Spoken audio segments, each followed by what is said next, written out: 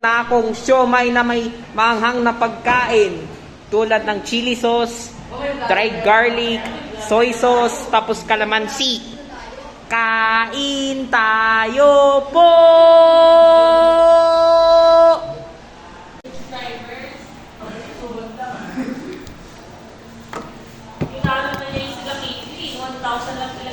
Ito guys, so ito yung siomay ko.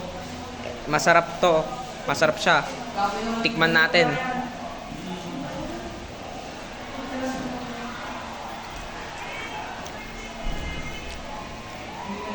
Sarap naman. 10 out of 10.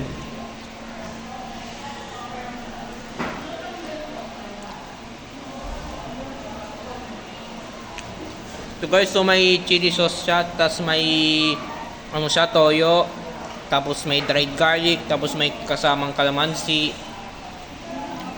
So, tawag dito spicy siomai. Ito guys, so inumin ko lang tong sauce. Ito pa, girls. Ang hula ay tataas ang weight Sarap naman. pieces this year.